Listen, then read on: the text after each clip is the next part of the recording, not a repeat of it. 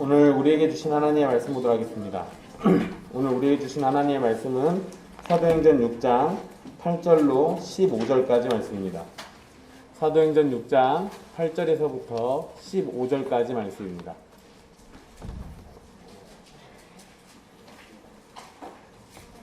귀하신 하나님의 말씀 받들어서 읽도록 하겠습니다. 스데반이 은혜와 권능이 충만하여 큰 기사와 표적을 민간에 행하니 이른바 자유민들 즉 구레네인 알렉산드리아인 길리기아와 아시아에서 온 사람들의 회당에서 어떤 자들이 일어나 스데반과 더불어 논쟁할세 스데반이 지혜와 성령으로 말함을 그들이 능히 당하지 못하여 사람들을 매수하여 말하게 하되 이 사람이 모세와 하나님을 모독하는 말을 하는 것을 우리가 들었노라 하게 하고 백성과 장로와 서기관들을 충동시켜 와서 잡아가지고 공회에 이르러 거짓 증인들을 세우니 이르되 이 사람이 이 거룩한 곳과 율법을 거슬러 말하기를 마지 아니하는도다. 그의 말에 이 나사렛 예수가 이곳을 헐고 또 모세가 우리에게 전하여 준 규례를 고치겠다 함을 우리가 들었노라 하거늘 공회 중에 앉은 사람들이 다 스데반을 주목하여 보니 그 얼굴이 천사의 얼굴과 같더라. 아멘. 이 말씀은 살아계신 하나님의 말씀입니다.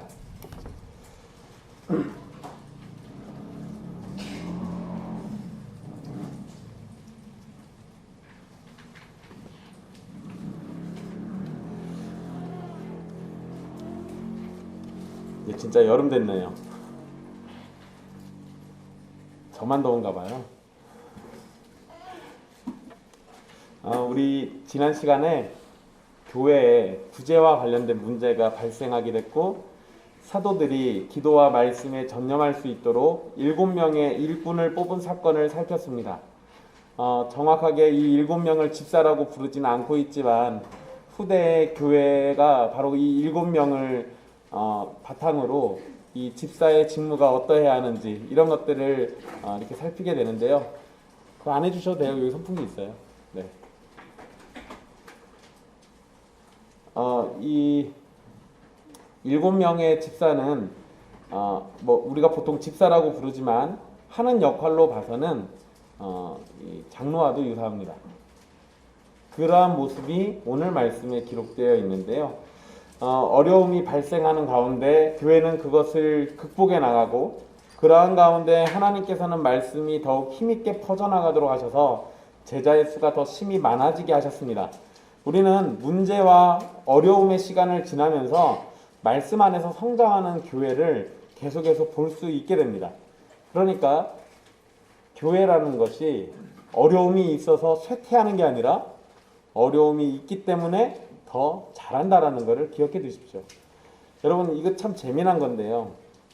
제가 예전에 골프장에서 일할 때 그 잔디밭 있잖아요. 골프장 잔디는 사시사철 푸르릅니다. 물론 뜨거운 여름철에는 잔디가 살짝 녹아가지고 노르스름해지고요. 추운 겨울에도 살짝 좀 노란빛이 돌긴 해요. 근데 어떻게 잔디밭을 그렇게 잘 관리하나 했는데 그 기계가 하나 있어요. 잔디를 괴롭히는 기계가 있습니다. 얘로 지나가면은요 포크 같은 게 여러 개 달려가지고 얘가 막 찢어요 잔디를. 그러니까 옹기종기 붙어있는 애들이 이렇게 뜯어집니다. 그러고 나면 그 뜯어진 자리에 잔디가 또 금방 채워져요. 재미나죠? 그래서 제가 물어봤더니 못 살게 굴면 굴수록 얘네들이 더 잘 산대요. 네, 교회도 그래요. 핍박을 받으면 받을수록 더 잘 삽니다. 그게 교회죠. 그러니까 여러분 달리 얘기해보면 우리에게 어떤 외부적인 핍박이 닥쳐왔을 때 우리가 와해되면 우리가 교회가 아니었던 거죠. 외부적인 핍박이 왔을 때 우리가 그것 때문에 더 단단해지면 우리 잘 가고 있는 거예요. 이런 부분들을 잘 생각해 보십시오. 오늘 말씀은 구제를 위해서 새롭게 뽑힌 7명의 일꾼들 중에서 스데반에 관한 이야기가 기록되어 있습니다. 스데반의 이야기는 오늘 본문의 말씀에서부터 7장에 걸쳐가지고 이어지고요. 그리고 스데반이 순교하면서 마치게 됩니다. 하나님께서 스데반을 어떻게 사용하셨고 또 그를 통해서 교회는 어떠한 진리를 외쳤는지를 우리 한번 살펴보도록 하겠습니다. 7명의 일꾼들은 원래 구제로 섬기기 위해서 뽑힌 사람들입니다. 매일의 양식을 나눠주기 위해서 그 일을 담당하라고 뽑은 사람들이죠. 그 중에 스데반에 관한 기록이니까 당연히 구제를 위해서 뽑은 사람이니까 그런 스데반이라면 무슨 일을 해야 맞습니까? 구제를 해야겠죠. 그럼 기록이 됐어도 스데반이 구제로 섬기는 과정에 있었던 어떤 일들을 기록하는 게 마땅해 보이잖아요. 그런데 흥미롭게도 누가는 스데반이 기사와 표적을 행한 것과 예수 그리스도에 대해서 증거한 일로 잡히게 된 사건을 기록하고 있습니다. 그러니까 이러한 기록은 7명이 단순히 음식을 나눠주고 섬기는 일만 한 것이 아니라 복음을 증거하고 전하는 일도 하였다는 걸 알려주는 겁니다. 그래서 이 7명을 집사라고 두기에는 약간 모호한 거예요. 그래서 장로인 것 같기도 하고 후제를 보면 집사인 것 같기도 하고. 스데반이 8절 말씀에 기사와 표적 이렇게 되어 있는데요. 스데반이 기사와 표적을 행한 게 어떤 상황인지는 정확하진 않습니다. 그러나 확실한 건 그가 은혜와 권능이 충만해서 기사와 표적을 행했다는 건 분명합니다. 즉 사도들이나 스데반이 행한 기사와 표적에는 항상 하나님의 은혜가 먼저 있는 거예요. 그러니까 스데반이 능력이 대단해가지고 기사와 표적을 행했다가 아니고 스데반이 은혜와 권능이 충만해서 한 거죠. 그러니까 항상 기사와 표적은 하나님이 우선이다라는 걸 기억해야 돼요. 이걸 놓치면 이제 이게 사라지면 뭐만 남습니까? 스데반이 능력 행한 것만 남죠. 이렇게 돼버리면 우리는 스데반이라는 영웅, 스데반이라는 능력의 종만 기억하는 꼴이 돼요. 그게 아니라 항상 그를 능력 있게 만드신 하나님, 그 하나님께서 은혜를 먼저 주셨다는 걸 기억하는 게 매우 중요합니다.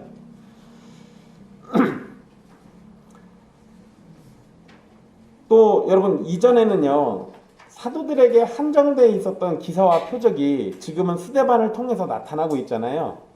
그러니까 하나님의 은혜와 역사하심, 능력 주심이라는 것이 점점 더 보편화된다라는 것을 보여줍니다.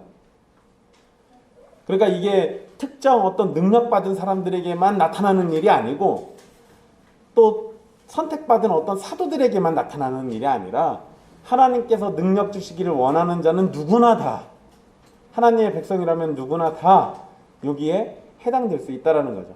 그래서 야고보서 말씀에 장로들 보고 병든 사람한테 가서 안수하고 기도하라고 하잖아요. 누구나 다 하나님이 은혜 주시기를 원하신다면 그게 가능하다라고 얘기하는 거죠.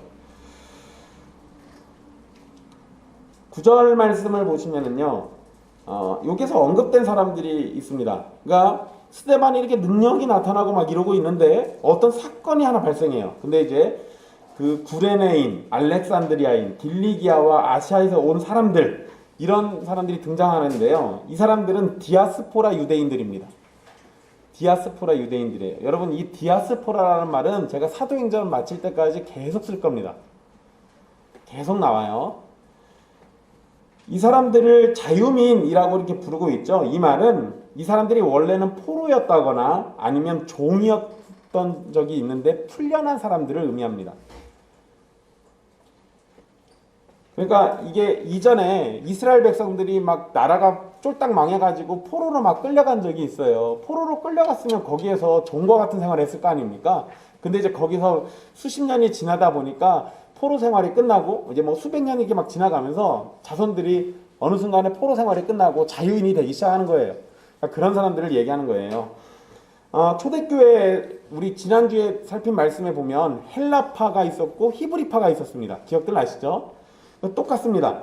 초대교회 헬라파와 히브리파가 있었던 것처럼 유대인들 안에도 헬라파와 히브리파로 나눠져서 회당에서 모였습니다. 이건 제가 지난번에 살짝 얘기해 드렸어요. 기본적으로 히브리파 사람들은 아람어를 씁니다. 헬라파 사람들은 아람어를 쓰기도 하지만 헬라어를 주로 쓰죠. 그러다 보니까 아무래도 예배를 드리거나 하는데 어려움이 있을 수가 있어요. 그래서 회당을 이렇게 분리해가지고 그렇게 지냈습니다. 분리해가지고. 그리고 뭐 이거는 그 학자들 따라 얘기가 약간 좀 다르긴 한데요.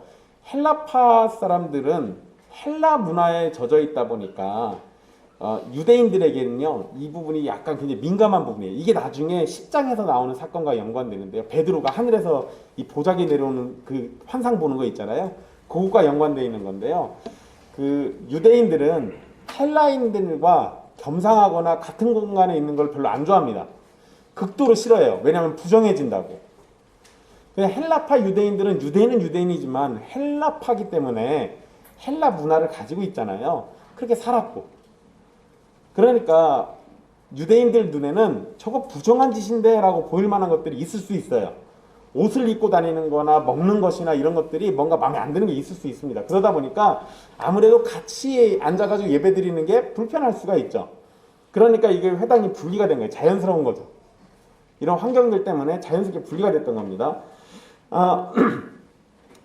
이렇게 이 디아스포라 유대인들이 언급된 것, 여기 헬라파 유대인들이 모이는 회당, 바로 여기에서 이제 사건이 발생하게 되는데, 이것도 재미난 거죠.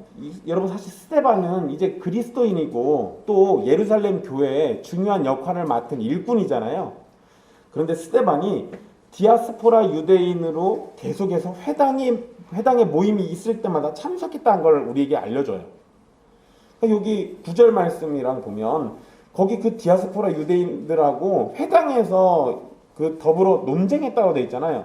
이 얘기는 스데반이 거기 모임이 있을 때마다 갔다는 얘기죠. 즉 당시 성도들은 그리스도인들의 모임에만 참석한 게 아니라 유대인들의 모임에도 참석하고 있었던 것을 우리에게 알려줍니다. 이것은 단순히 관습을 따른 것일 수도 있는데요. 스데반이 그곳에서 기회가 되는 대로 예수 그리스도를 전하려 했던 것을 보면 이건 단순히 가서 관습 때문이 아니라 거기에 가서 메시아이신 예수님을 증거하고 전도를 하기 위한 목적이 훨씬 더 크죠. 이런 부분들을 생각해 볼 만합니다. 이 9절의 표현대로만 보면 논쟁은요 갑자기 벌어진 것처럼 보여요. 우리 한글 성경에는 어떤 자들이 일어나 스데반과 더불어 논쟁할세, 그러니까 갑자기 일어나서 막 논쟁한 것처럼 보이잖아요. 그런데 원문의 의미는 이 논쟁이 일정 기간 계속되었다는 걸 알려줍니다. 그러니까 사실 여러분 이건 이렇게 생각하면 쉽죠. 이게 논쟁이 있는데 한번 말싸움 했어요. 막 다툼이 났어요. 그럼 여러분 다음에 그 자리 또 갈 겁니까 여러분들은? 거기 가면 또 싸워야 돼. 안 갈 거잖아요. 근데 스데반은 그 자리를 피하지 않고 계속 가요. 논쟁이 있든가 없든가 일단 계속 가서 계속 얘기하는 거죠. 그러니까 이게 뭐냐면 성령 안에서 진리를 전하는 것을 쉬지 않았던 거예요. 여러분 제가 지난번에 이야기했던 것처럼요. 스데반처럼 하는 것도 아름다운 일입니다. 그렇다고 해서 무조건 가서 또 논쟁이 있든가 말든가 가서 막 싸우고 하라는 게 아니라 지혜롭게 이 논쟁들을 피해가면서도 그리스도를 또 증거할 수도 있잖아요. 그것도 선한 일이에요. 근데 하나님께서 스데반을 이렇게 가서 논쟁에 계속 참여하게 하신 건 제가 느끼는 바는 성령이 충만해진 스데반을 하나님이 그렇게 불이 붙도록 하신 것 같아요. 왜냐하면 이후에 나타난 사건을 보면 스데반이 유대인들 앞에서 기가 막힌 설교를 합니다. 그 설교를 통해 가지고 유대인들이 얼마나 잘못됐는지를 꼬집어요. 그리고 죽습니다. 그러니까 이 일련의 과정들은 하나님의 나라를 위해서 필요한 일들이었어요. 그렇게 놓고 보면 스데반에게는 하나님이 그런 마음을 주신 겁니다. 또 어떤 사람에게는 지혜롭게 그런 논쟁들을 피해가면서 그러면서 또 그리스도를 증거하기도 하실 수 있어요. 그러니까 어떤 게 맞다 저게 맞다 우리 무조건 이래야 한다 이런 식으로는 얘기할 수 없다라는 겁니다. 그 부분은 그냥 잘 기억해 두십시오. 여러분 스데반과 논쟁을 한 사람들은 능히 스데반을 당할 수가 없었다라고 성경에 기록하고 있습니다. 왜냐하면 스데반은 지혜와 성령으로 말하고 있기 때문이죠. 지혜가 있는 사람과 말싸움하면 나만 바보 돼요. 성령이 있는 사람과 말싸움하면 제가 사탄의 자식인 게 드러나죠. 여기에서 구원받는 사람과 그렇지 않은 사람들이 갈리는데요. 내가 사탄에게 속했다라는 게 드러나서 회개하는 사람은 구원받을 사람이겠고 그 논쟁에서 악에 받쳐가지고 어떻게든 더 이기려고 그렇게 마음먹고 자신의 잘못됨을 부정한다면 심판으로 내달려 가는 거겠죠. 흥미롭게도 여러분 스데반의 상태를 설명하는 표현에 성령님이 계속 등장합니다. 지금 오늘 말씀에도 10절에 스데반이 지혜와 성령으로 말함을 이렇게 돼 있잖아요. 근데 여러분 6장 5절에서도 스데반을 성령이 충만한 사람이라고 불렀습니다. 그리고 8절에서 스데반은 은혜와 권능이 충만해져서 기사와 표적을 행한 사람이고요. 지금은 지혜와 성령으로 말하고 있습니다. 그러니까 스데반은 처음부터 지금까지 계속 성령의 사람이다 라고 부를 수 있는 거예요. 참 멋있네요. 우리는 예수님께서 누가복음 21장 15절에서 말씀하신 것을 이 부분에서 기억해야 합니다. 이렇게 말씀하셨어요. 내가 너희의 모든 대적이 능히 대항하거나 반박할 수 없는 구변과 지혜를 너희에게 주리라. 예수님께서 하신 약속입니다. 대적들이 능히 대항하거나 반박할 수 없도록 입과 지혜를 주신다고 약속하셨어요. 그러니까 그 약속을 받은 제자들을 이겨낼 수 없는 것은 마땅한 겁니다. 여러분 우리 때로 복음을 증거하다가 또 변증을 하다가 말싸움이 날 때도 있어요. 그러죠. 우리랑 말싸움하는 사람이 그냥 단순히 친구고 그냥 이렇게 하고 그냥 대충 넘어갈 수도 있는데 어떤 경우에는 그리스도를 대적하는 사람일 수도 있습니다. 근데 그럴 때 너무 두려워하지 마시고 하나님께서 지혜 주시기를, 하나님이 나를 성령의 충만함으로 덧입혀 주시기를 바라면서 그러면서 사랑 가운데 논쟁을 하세요. 제일 중요한 건 마지막에 얘기한 겁니다. 사랑 가운데 하셔야 돼요. 여러분 오늘 본문에는 사랑이라는 얘기는 한마디도 안 나옵니다. 근데 마지막에 보세요. 스데반의 얼굴이 천사의 얼굴 같다고 그러죠. 악에 받쳐가지고 논쟁했을까요? 아니요, 그러지 않습니다. 스데반은 여기 있는 사람들 정말 불쌍히 여기니까 사랑하니까 논쟁한 거예요. 이게 중요해요.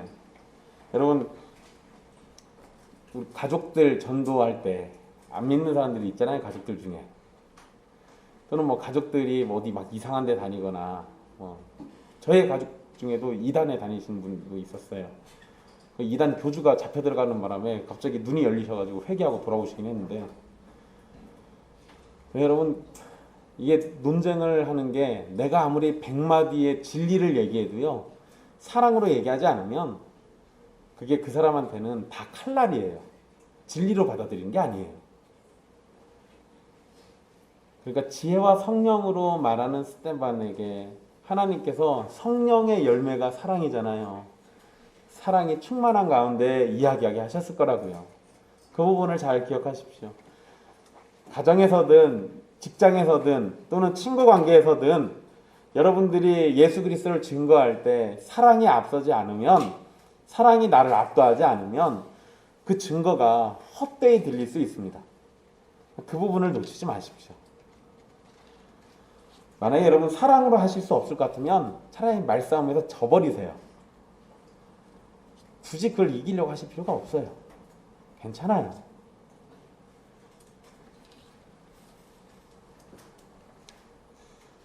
여러분 아까 이 스데반이 지혜와 성령이 충만한 것, 또 우리 예수님의 누가복음 말씀 21장 15절 말씀처럼 능히 반박할 수 없는 이익과 지혜를 주신다는 것, 이런 것들을 통해서 우리에게 알려주는 것이 있습니다. 역사적으로 교회는 대적들로 인해서 다툼과 논쟁이 계속 있었습니다. 어떤 때는 그러한 논쟁에서 밀려가지고요 거짓된 가르침이 강력하게 힘을 얻을 때도 있었어요. 그래서 온 교회가 거짓된 가르침에 막 갇혀가지고 그거 따라간다는 때도 있었습니다. 그러나 매번 주님께서는요 자신의 종들을 통해 가지고 하나님의 말씀이 마땅한 자리에 서도록 만들어 주십니다. 잠시 잠깐 이단 사상이 우리를 뒤덮을 수 있을지 몰라도 결국에는 그것들은 얼마 못 가서 힘이 사라져요. 그러니까 너무 걱정할 필요가 없습니다. 교회에서 하나님은 교회에 자신의 종들을 통해 가지고 하나님의 말씀이 마땅히 자리에 서도록 만드시고요. 교회에서 참된 말씀이 선포되도록 진리를 굳건히 세워주셨습니다. 그리고 진리를 대적했던 수많은 적은 참된 말씀 앞에 계속 굴복당해 왔어요. 그러니까 이 교회를 대적하는 하나님의 진리를 대적하는 세력들이 아무리 득세하고 강하게 덮친다 하더라도 너무 두려워하지 마십시오. 제가 그 동성애 이야기 하면서 이런 얘기 한번 해드린 적 있어요. 한국 교회가 막 온 난리가 나고 막 동성애 때문에 한국 교회 무너진다고 막 가서 시위도 하고 막 그러잖아요. 뭐 잘하시는 일이에요. 근데 여러분 동성애 때문에 한국 교회가 무너질 것 같았으면 옛날에 무너졌어요. 옛날에. 여러분 로마 문화에는요 동성애가 남성성의 상징이었어요. 지금 약간 좀 이상하죠? 지금 약간 좀 여성스러운 애들이 하잖아요. 옛날에는 막 힘있고 막 알통 나오고 막 근육이 막 우락부락하는 이런 군사들, 장군들 막 이런 사람들은 기본적으로 다 동성애를 했습니다. 애들 하나씩 데리고 다니고 그랬어요. 그런 시대에도 교회가 복음을 증거해서 그것이 강했던 로마를 뒤집어 놨어요. 온 세상이 악한 것들로 교회를 무너뜨리는 온갖 수단을 다 동원한다 하더라도요. 교회는 결단코 무너지지 않습니다. 우리가 해야 할 건 주님의 말씀에 더 굳게 서고 지혜와 성령이 충만하기를 주님께 간구하는 거예요.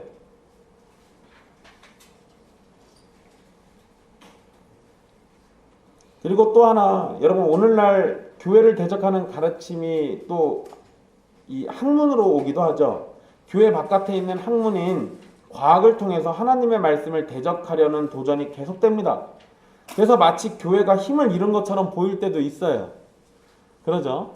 여러분 참 재미나게도 저기에 제가 그리스도인의 합당한 예배 저기 책 좋다고 저기다 사다 놨잖아요. 읽으시라고. 여러분들이 안 읽으셔가지고 너무 빳빳해요. 지금 책에 손 빌 정도예요.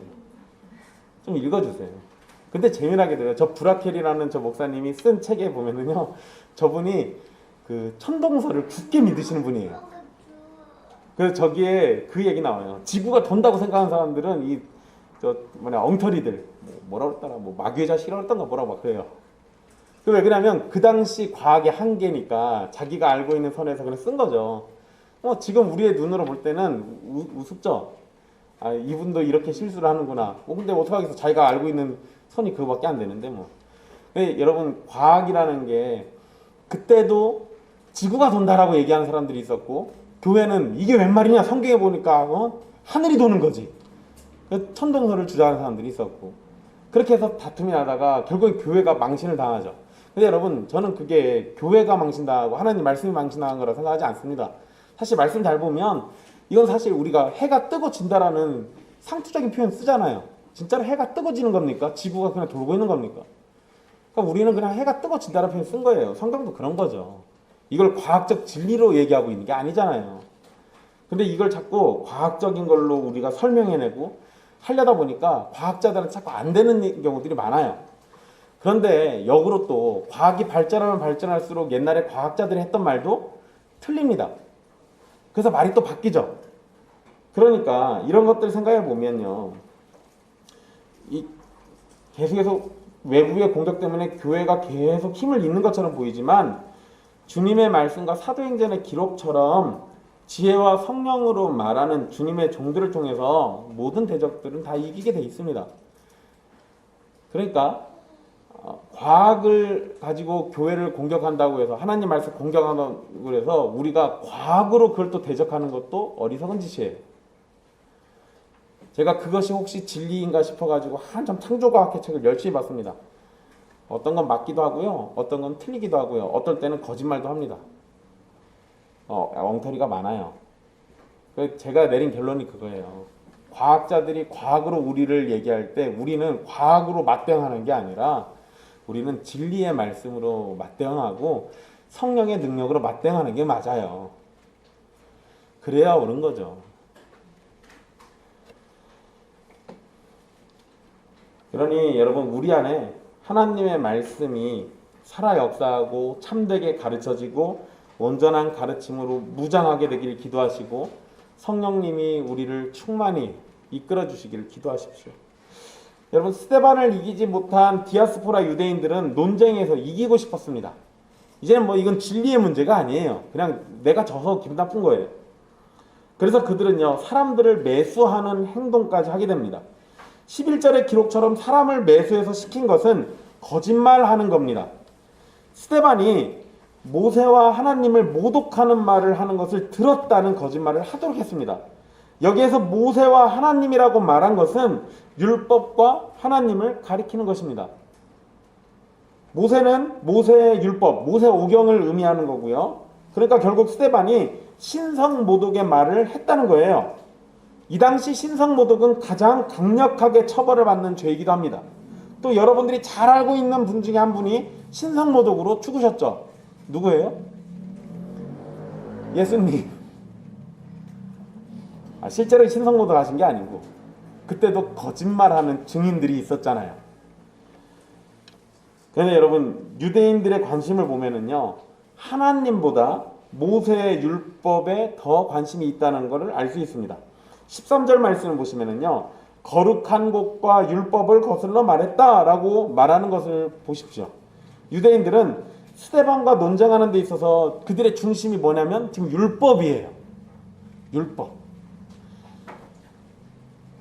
당연히 하나님 말씀에 집중하는 거 옳은 일입니다. 잘못된 건 아니에요. 그런데 더 중요하게 여겨야 하는 건 그것을 주신 하나님께서 어떤 의도와 계획을 세우고 일하시는지에 대해서 정확하게 이해를 해야 하는데, 유대인들은 자신들이 해석하고 적용하는 율법에 대해서만 집중할 뿐이에요. 즉 율법이 가르치고 있는 예수 그리스도의 복음에 대해서는 전혀 알지 못하고 그것을 알 마음도 없다는 겁니다. 이 사람들은 그냥 뭐만 있어요. 오실 메시아가 중요한 게 아니라 그걸 위해서 하나님이 주셨던 그 율법 그 자체에 그냥 목을 메고 있는 거예요. 그래서 우리는 스데반이 지금 싸우는 대상이요, 다른 게 아니라 율법주의라는 걸 알 수 있습니다. 지금 율법주의랑 싸우는 거예요. 과연 율법주의가 구원을 주는 것인가, 아니면 하나님께서 주신 구원의 이름인 예수님을 통해서 구원을 받는가, 이것이 핵심인 겁니다. 12절에서 보시면 이전과는 다른 모습이 또 등장하게 됩니다. 디아스포라 유대인들은 사람을 돈으로 매수해서 거짓 증언을 하게 했고요. 그들은 백성과 장로와 서기관들을 충동시켜서 스데반을 잡도록 만듭니다. 이전에는 사도들을 잡을 때 백성들 때문에 함부로 하지 못했었는데, 이제는 스데반의 경우에서는요, 바뀌었어요. 백성들을 충동시켜가지고 공회로 잡아왔습니다. 그러니까 공회는 지금 뭐 안 하고 있었어요. 이전에는 백성들 무서워가지고 공회가 뭐 하려다가 못했는데, 지금은 공회가 가만히 있고 이 디아스포라 유대인들이 백성들을 선동해가지고 그렇게 해서 잡아다가 공회에 갖다 놓은 거예요. 그러니까 모양새가 바뀌어버렸죠. 여기에서 충동시켰다라는 표현을 보면요, 스데반이 모세와 하나님을 모독했다는 거짓말이 사람들에게 통했다라는 걸 알 수 있습니다. 여기 이게 참 무서운 거예요. 무서운 거. 거짓말이 한번 돌면 이거 걷잡을 수가 없습니다. 거짓말이 한번 돌면. 그러니까 요새 막 우리 뭐 가짜뉴스 얘기 막 나오고 그러잖아요. 그 가짜뉴스 하나 막으려면 더 많은 것들을 얘기해야 돼요. 어려워요. 제가 예전에 한번 그런 얘기 한 적이 있잖아요. 제가 예전에 있던 교회에서 저는 지원한 적도 없는 연세대학교 신학과에 제가 지원했다고 소문 돌아가지고는 교회를 배신했다고 얼마나 욕을 먹었는가. 또 그 어떤 여학생이 저랑 같이 있다가 방에서 나갔는데 그것 때문에 또 소문 돌아가지고 또 교회에서 그렇게 사랑해줬더니 교회 여자애를 건드렸다고 소문 돌아가지고 저 진짜 정말 나쁜 놈 됐었어요. 그래서 아직도 저 그렇게 기억하고 계신 권사님이 있을 거예요. 아니라고 막 하고 다녔는데 나중에 목사님이 직접 해주셨어요. 그거 아니라고. 그 여자애가 나가다가 학교 가다가 어떤 변태가 성추행을 해서 도망온 게 저한테 왔던 거예요. 근데 제가 예배당에서 잤거든요. 그러니까 제가 자고 있던 방에 와서 자기 도와달라고 해서 같이 나갔던 건데, 네, 그게 어떻게 모양새가 그렇게 됐어요. 그러니까 이게 한번 그게 돌기 시작하니까 그 뒤로는 네, 그냥 그래서 제가 빨리 그 교회를 나와야 되는데, 어쨌든 거짓말이 한번 돌면 이게 감당이 안 돼요. 근데 지금 스데반도 똑같죠. 근데 여러분, 예수님 때는 어땠습니까? 예수님 때도 똑같았어요. 이거 되게 무서운 거예요. 예수님 때는요, 불과 얼마 전만 해도 사람들이 종려나무 가지 꺾어다가 예수님 앞에다가 갖다 놓고는 호산나 다윗의 자손이여라고 외쳤는데 그 사람들이 얼마 되지 않아가지고 선동에 휘말려가지고요 예수를 끌어다가 저자를 십자가에 못 박아라 라고 얘기했다고요. 거짓말이 돌기 시작해서 진리이신 예수님을 죽였어요. 지금은 거짓말이 돌아서 진리이신 예수님의 백성이 죽는 상황이 벌어지는 거예요.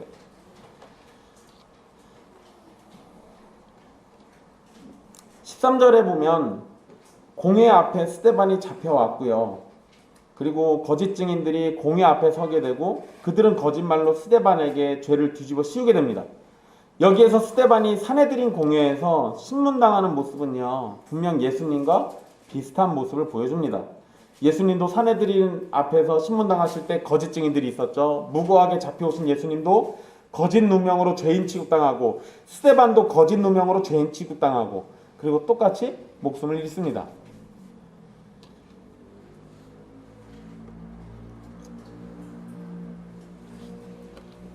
그럼 스데반이 우리 교회가 기억해야 할 이름 중에서 영광스러운 이름 중에 하나 아닙니까? 근데 그의 죽음은 거짓말이라는 거에 휘말려서 죽은 거예요.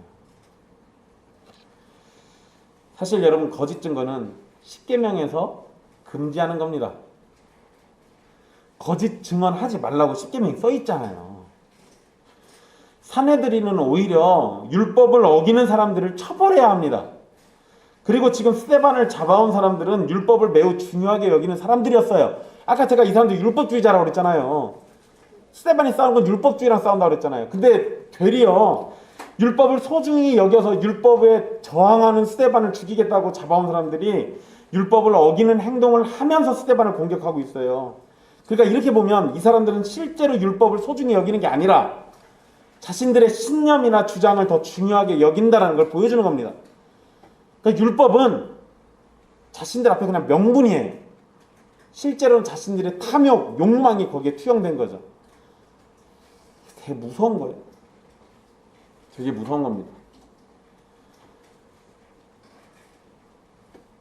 여러분, 제가 페이스북 여러분들 별로 안 하시면 좋겠다고 생각하는 게 거기에 보면 별의별 사람들이 다 있는데요. 개혁주의자라는 이름 막 쓰시는 분들 되게 많습니다. 예, 어떤 개혁주의자라는 분이 신학교 교수님을 공격하기 시작했어요. 고신대학교 신학과 교수님이에요. 조직신학 교수님. 그분이 이상하게 말한 게 아닌데 그걸 갖다가 자기가 알고 있는 개혁신학으로 막 공격해서 이단이라고 이렇게 몰아요. 그래서 어떤 목사님이 그걸 보고는 저한테 왜 저러냐고 물어보더라고요. 제가 어떻게 알겠어요? 제가 그 사람이 아닌데. 근데 제가 그냥 그런 말씀 드렸어요. 타노스가 여러분 그 어벤져스에 보면 타노스라고 악당 나오죠. 그 손가락 튕겨가지고 전 세계, 전 우주에 있는 인류 생명의 절반을 없애버려요. 왜 그러냐면 그게 우주를 구하는 방법이라고. 그러니까 여러분 사람을 죽여가지고 우주를 구하는 게 말이 됩니까 그게? 그것처럼요 자신의 욕망을 그럴싸한 명분으로 뒤집어 씌워요. 치장해가지고 뭔가를 해. 근데 이게 사람들이 하는 짓이에요. 이게 개혁신학이라는 이름을 앞세워서 자기가 얄미운 사람 공격해요. 자기보다 난 사람 공격해서 그 사람 깎아내려서 내 이름을 높이려고 하고 이런 일들이 너무나도 허다합니다. 여러분 지금 여기에 이 사람들도 똑같은 거 아니에요? 율법을 지키겠다는 명분 아래 율법을 어기고 있어요. 얼마나 악한 일입니까? 근데 이게 우리도 이러기가 쉽다고요. 이 사람들은요 하나님을 위한답시고 하나님이 싫어하는 짓을 하고 있는 겁니다. 결국은 진짜 하나님을 위하고 율법을 소중히 여기는 게 아니라 자신들의 욕망이 그냥 자신들의 악을 지금 주관하고 있는 거예요. 이런 사람들은요 어떠한 말로 자신들을 어떻게 설명할지 모르지만 더 악한 죄도 얼마든지 저지를 수 있는 사람들입니다. 그리고 그것을 하나님을 위한다고 말하겠죠. 여러분 우리 역사가 얘기해 주잖아요. 중세의 십자군 생각해 보십시오. 십자군을 일으켜가지고 전쟁을 벌인 이유가 뭐였습니까? 성지인 예루살렘을 이슬람 세력으로부터 되찾겠다는 명분이었어요. 명분은 좋죠. 예루살렘 성지를 탈환해가지고 성지를 다시 회복하자. 그래서 십자군을 만들었습니다. 마치 겉으로 보기에는 하나님을 위해서 벌인 일처럼 보이지만 실제로는 권력을 얻고 돈을 얻고 명예를 얻기 위해서 벌인 전쟁이었어요. 진정으로 하나님을 위한다면 칼로 목숨을 빼앗아서 예루살렘을 되찾을 일이 아니라 사랑으로 복음을 전해서 그들의 영혼을 구원하려고 했어야 마땅하잖아요. 십자군처럼 명분은 하나님을 위하지만 실제로는 자신들의 욕심을 채우기 위한 일이 스데반에서의 사건에서도 똑같이 이게 나타나는 겁니다. 하나님과 하나님의 말씀을 위한다는 사람들이 오히려 하나님의 계명을 어겨가면서 스데반을 죽이려고 하는 모습은 하나님을 경외하는 신자라고 볼 수가 없어요.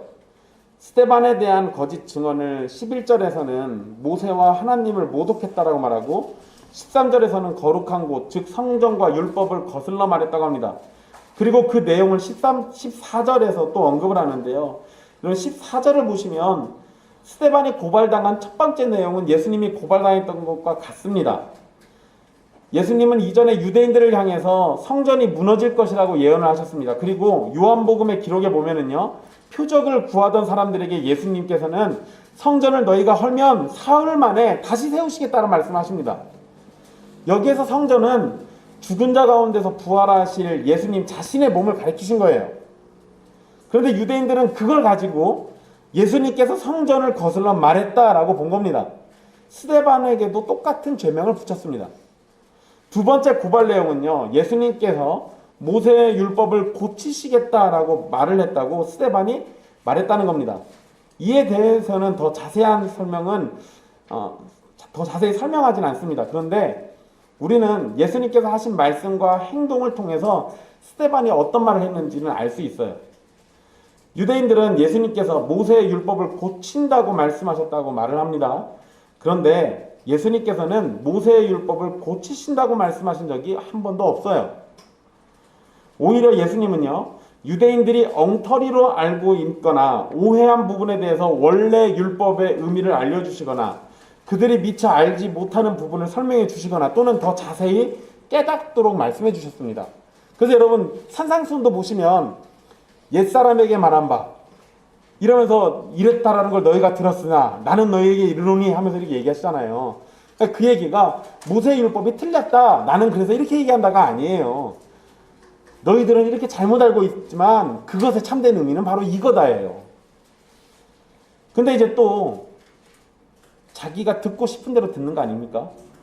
그러니까 유대인들 입장에서는 야, 제가 모세 율법을 바꾼다고 그랬어, 이렇게 얘기하지 않겠어요? 스데반이 이런 예수님의 가르침을 설명해 줬을 건데 그것을 들은 유대인들은 단지 예수님이 모세의 율법을 고치신다는 내용으로 받아들였다, 이렇게 볼 수 있습니다. 또한 거짓 증인들을 세웠다는 말과 연관해서 생각해 보면은요, 스데반이 어떠한 의미로 말을 했는지 알면서도 그것을 거짓말로 모세의 율법을 고친다는 식으로 말했을 가능성도 높습니다. 이게 더 나쁜 거죠, 그러면. 스데반이 전한 내용은 분명 예수님을 통해서 제사함을 받고 구원을 받는 것을 전했을 겁니다. 그러나 당시 유대인들은 율법을 지켜서 의를 얻는다는 식으로 구원을 생각하고 있기 때문에 예수 그리스도를 통해서 율법의 의가 완전히 성취되었고 우리의 죄값도 온전히 치러져서 우리는 그의 이름을 믿기만 하면 된다는 가르침은 도저히 받아들일 수가 없었을 겁니다. 그러니 그러한 말을 들었을 때 스데반이 하는 말은 자신들이 굳게 믿고 있는 말을 깨트리고 고치려고 한다는 식으로 이해되기가 쉬웠을 겁니다. 결국 예수님이 거짓 누명으로 죄인이 되신 것처럼 스데반도 사람들의 거짓말과 복음을 받아들이지 못하는 무지함으로 인해서 죄인이 된 겁니다. 사람들이 거짓 증언을 하고 스데반을 고발하는 가운데 공회에 앉은 사람들이 스데반의 얼굴을 봤어요. 그런데 15절의 말씀처럼 그의 얼굴이 천사의 얼굴과 같은 상황이 벌어지고 있었습니다. 천사의 얼굴이란 표현은요, 성경 말씀에서 여기가 유일하게 쓰였어요. 다른 데는 안 나옵니다. 그래서 여러분 구약에서 비슷한 게 하나 있긴 해요. 그게 뭐냐면 모세가 시내산에서 율법 받고 내려왔을 때 얼굴에서 광채가 나는 상황이 벌어지긴 했었습니다. 당시 모세는 시내산에서 이 율법을 받는 상황이었고요. 율법을 거슬렀다는 스데반에게서 모세가 율법 받을 때와 같이 어떤 신성함이 가득한 얼굴을 하고 있었다라는 것을 지금 이게 내비치는 걸로 연결할 수 있어요. 그러면 이런 거죠. 율법을 받을 때 모세의 얼굴이 광채가 나면서 어떤 신적 임재가 드러난 것처럼 스데반은 지금 모세의 율법을 어겼다, 그리고 대항한다, 모세의 율법을 무너뜨린다라고 그런 누명을 쓰고 있으나 그의 얼굴에서는 신적인 느낌이 나고 있잖아요. 그럼 하나님이 누구 손을 들어줬는지 뻔히 보이는 일입니다. 결국은 누가가 여기에 스데반의 얼굴이 천사의 얼굴과 같다라고 표현하고 있는 건 하나님께서 스데반과 함께하고 있다는 걸 드러내고 있는 겁니다. 여러분, 성경에 기록되지는 않았지만 공회가 모인 것은 스데반의 율법을 거스르고 신성모독을 한다는 이유였습니다. 그러니까 당연히 그들은 스데반을 곱게 바라볼 리가 없죠. 게다가 여러분, 산헤드린 공회는 원래 이 그리스도인들, 예수님의 제자들을 잡아 죽일 생각을 하고 있었잖아요. 그러면 생각해 보십시오. 이 산헤드린 공회가 어떤 표정으로 스데반을 쳐다보고 있겠습니까? 거기다가 온갖 누명을 다 뒤집어 썼어요. 그 얘기만 듣고 보면 때려 죽일 놈이에요. 그럼 어떤 표정을 쳐다보겠습니까? 적개심이 가득한 눈으로 스데반을 쳐다보는 상황이었을 겁니다. 스데반을 제외한 다른 사람들은 얼굴에 분노가 가득하고 스데반을 죽이고자 하는 살기가 가득했을 겁니다. 그에 반해서 스데반의 얼굴은 천사와 같은 상황이 벌어지고 있습니다.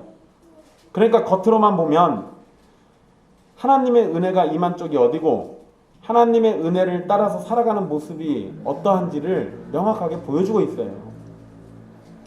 스데반이 잡힌 사건은 앞에서 사도들이 잡혀서 신문당하고 협박당한 후에 풀려나는 상황이 아닙니다.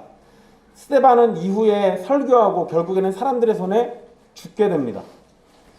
교회가 이전부터 반대와 핍박을 받아왔지만 성도가 순교하는 일까지 벌어지는 상황이 이제 시작되고 있는 거예요. 정말 슬픈 거죠. 하지만 여러분, 죽음을 앞둔 스데반의 얼굴은 천사의 얼굴과 같았습니다. 자신을 향한 거짓 증언이 쏟아지고 주위에는 비방자들만이 가득하지만 그의 얼굴은 천사의 얼굴과 같습니다. 이것이 가능한 것이 무엇 때문이었을까요? 여러분들은 그러실 수 있을 것 같아요? 아유, 목사님, 저는 그렇게 못합니다. 예, 여러분은 못하죠. 당연한 얘기예요. 여러분은 못해요. 근데 여러분, 스데반이라고 할 수 있었겠습니까? 그럼 스데반은 도대체 어떻게 된 거예요? 성경이 뭐라고 합니까? 스데반은 믿음과 성령이 충만한 사람입니다. 뭘로 가능했겠습니까? 성령으로 가득한 거예요. 여러분, 우리 손양원 목사님 이야기 많이 듣잖아요. 자기 아들 둘을 죽인 원수를 용서해준 사랑의 원자탄. 여러분 같으면 그게 가능하겠습니까? 제가 아들 둘이 생기고 난 다음에 손양원 목사님 글을 다시 보니까요, 아무리 생각해도 이해가 안 가요. 저 같았으면 원수를 씹어 먹었을 것 같은데 저게 어떻게 가능하지? 이거 사람으로서는 불가능하죠. 성령이 함께 하시니까 가능한 거죠. 사람이 한 게 아니고 성령님이 은혜 주셔서 되어진 일이에요. 스데반도 마찬가지입니다. 그거 외에는 스데반의 상황을 설명할 길이 없어요. 즉, 성도는 믿음의 삶을 사는 동안 수많은 핍박과 반대를 경험하게 되고 심지어 죽음에 이르는 상황까지 벌어질지도 모릅니다. 그러나 그 모든 일을 이겨낼 수 있는 것은요, 믿음과 성령의 충만함 뿐입니다. 그거 외에는 길이 없어요. 즉, 하나님께서 은혜를 베푸시고 그 은혜를 따라서 살아가는 힘을 공급받게 될 때 우리는 죽음조차도 뛰어넘는 성도의 삶을 살 수 있게 되는 겁니다. 우리의 신앙이 뜨겁지 못하거나 믿음의 확신이 서지 못하는 경우도 성령의 충만함이라는 은혜를 찾는 것이 가장 확실한 방법입니다. 다른 방법 찾는 것 자체가 이미 틀린 거예요. 주께서 믿음의 충만함과 성령의 넘치는 은혜를 주시기를 간절히 소망하십시오. 그것이 우리를 스데반처럼 살아가도록 인도할 것이고 스데반보다 더 위대한 성도로서 하나님의 기쁨이 되는 교회가 되는 길, 바로 그렇게 되어질 겁니다. 우리는 물론 스데반처럼 죽음을 직면하거나 수많은 대적에게 둘러싸여서 핍박을 받는 일을 경험하지 못하기가 더 쉽습니다. 여러분들 이런 일 경험하기가 쉽지 않잖아요. 저 살면서 딱 한 번 있었습니다. 하나님의 교회에 끌려가가지고 서울에 있는 본부에 가서요. 군대에서 휴가 나와가지고 여자친구한테 여자 사람 친구예요. 걔한테 나 예수님 믿게 됐다고 그랬더니 자기 이상한 데 다닌다고 저한테 얘기해줘서 거기 또 쫓아갔죠. 어떤 데인가 갔더니 저 앉혀놓고는 사람들이 한 30명 정도가 둘러섰어요. 그러면서 제가 하나님의 교회 2단이잖아요 라고 얘기했더니 2단 아니라고 자기네들이 막 떠드는데 무서워 죽는 줄 알았습니다.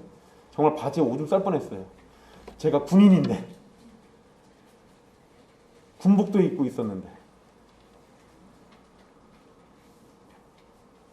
대적들이 둘러싸가지고 한 목소리를 내는 거 사실은 어떻게든 빨리 도망가고 싶었습니다.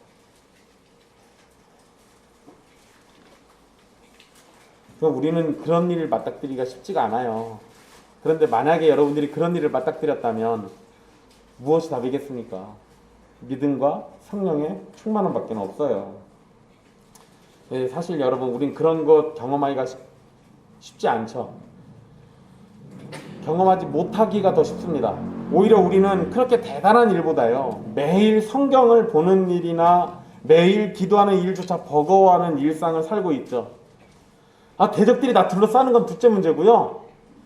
그거 말고 그냥 정말 숨쉬듯이 해야 할 만한 일도 못 해내가지고 버거워하고 있잖아요. 아무도 내가 예수님을 믿는다고 핍박을 하거나 괴롭히지도 않지만 오히려 나의 게으름 때문에 예수님을 믿는 신앙생활이 방해를 받고 나로 인해서 기쁨이 넘치는 신자의 삶을 살지 못하는 때가 훨씬 더 많습니다. 외부에서 오는 문제가 아니라 내 안에 있는 문제 때문에 그런 경우가 더 많다고요. 하지만 여러분 그럴 때조차도 성령의 충만함이 답입니다. 나의 게으름이나 무관심이나 또는 신앙생활에서 도무지 기쁨을 누리지 못할 때 우리가 은혜의 방편에 힘을 쏟지 않는 것이 문제이겠지만 그것이 가능하도록 만드는 힘은 성령님으로부터 나와요. 그러니까 여러분 말씀이 안 읽어져요. 이제 읽어봐야겠다. 내가 결단하고 읽을 수도 있죠. 여러분 그 결단보다 더 앞서서 성령의 은혜를 입기를 구하십시오. 어디 산에 올라가서 어디 땅굴 파고 들어가가지고 막 성령 받을 때까지 기도하라는 얘기 아니에요. 정말 지나가는 말로 잠깐이라도 성령님께서 은혜 주시기를 구하시라는 거예요. 여러분들이 희미하게 외치는 그 소리에도 성령님이 반응해 주실 겁니다. 택한 백성이라면 얼마든지. 사랑하는 형제 자매 여러분, 스데반처럼 순교의 삶을 위해서든 평범한 신자의 삶을 살아가기 위해서든 우리 모두에게 필요한 것은 예수님께서 약속하신 성령님의 충만하신 은혜입니다. 그렇기 때문에 우리가 할 일은 하나님께 성령의 충만을 주시고 하나님께서 우리에게 성령의 충만을 주시고 이미 주신 성령님을 따라서 순종의 삶을 살아가도록 인도해 주시기를 기도하는 것, 그러면서 말씀과 기도와 예배와 성례라는 은혜의 방편에 온 힘을 쏟으면서 하늘의 은혜가 있기를 기다리는 겁니다. 주님께서 은혜를 주셔서 우리가 모두 스데반처럼 지혜와 성령으로 말하는 전도자의 삶을 살게 되기를 소망합니다. 스데반에게 주신 은혜와 권능을 우리 모두에게 허락하셔서 세상이 놀랄 기사와 표적이 우리 안에 나타나고 그것을 통해서 하나님만 영광을 받으시기를 소망합니다. 그런데 그것만이 아니고요. 일상의 삶에서도 내가 순종해야 할 아주 작은 일에서도 성령의 충만함으로 하늘의 기쁨을 누리는 여러분이 되기를 소망합니다. 주님께서 은혜를 주시어 믿음과 성령이 충만한 성도들로 자라나서 죽음이 닥쳐오는 상황에서도 천사의 얼굴과 같았던 스데반처럼 매일의 치열한 삶 속에서도 하나님의 백성으로 그리스도의 편지로 세상과 구별된 영광의 얼굴로 살아가는 여러분이 되기를 간절히 소망합니다. 기도하겠습니다.